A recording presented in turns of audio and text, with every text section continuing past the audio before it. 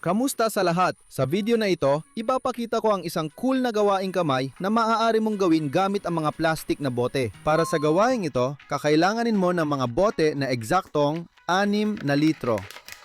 Unang gagawin ay putulin ang leeg ng bote. Sunod, gamit ang soldering iron, kailangang gumawa ng butas sa ibaba para sa fitting. Ngayon, ikabit na natin ang fitting. Madali lang itong gawin gamit ang alambre.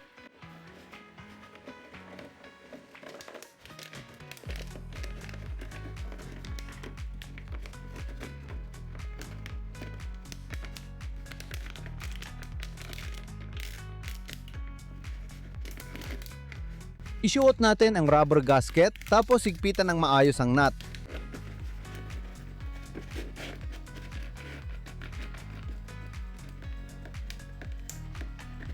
Balutan natin ng Teflon tape ang sinulid tapos ikabit ang gripo.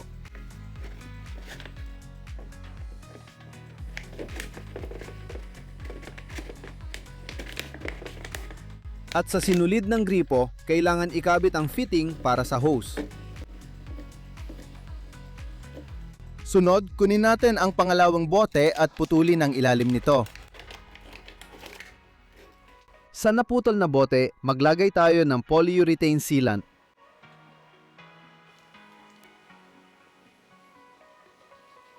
Ngayon, isuot natin ang boteng ito sa unang bote. Ganon din ang kailangang gawin sa iba pang mga bote.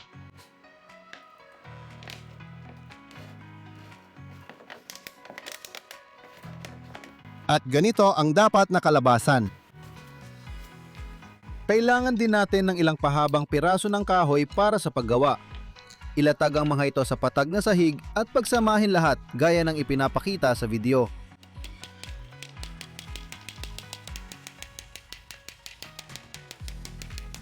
Ngayon, ilagay natin ang paleteng ito sa labas sa patag na lugar. Kailangan ding ikabit ang patayong piraso ng kahoy sa palete. Para maging matibay ang pagkakabit, kailangan maglagay ng 2 pahilis na piraso ng kahoy sa magkabilang gilid. At ganito ang dapat kalabasan. Sa papag, kailangan pang ipako ang 3 piraso ng kahoy na parang parisukat ang ayos.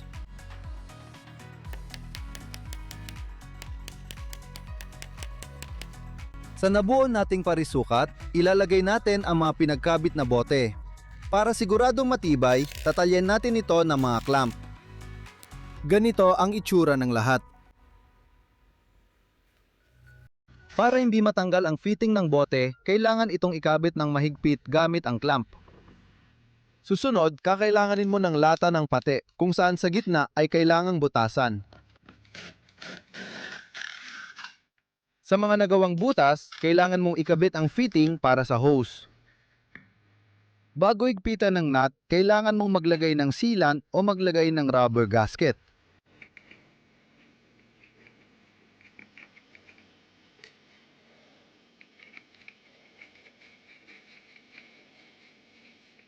Sa takip ng garapon, gumuhit tayo ng marka. Tapos ayun dito ay gagawa tayo ng butas.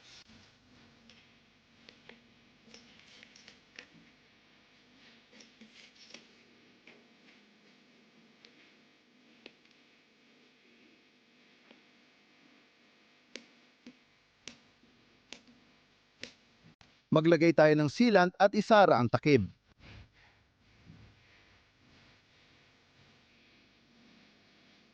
Sa takip ng bote, kailangan din nating butasan ito tapos ikabit ang fitting.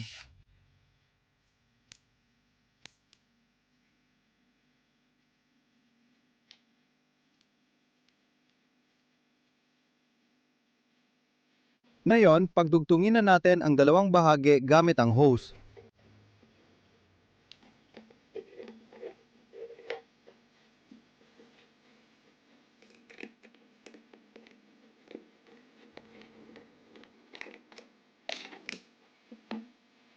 Ikinakabit natin ang nabuong bahagi sa magkadikit na mga bote.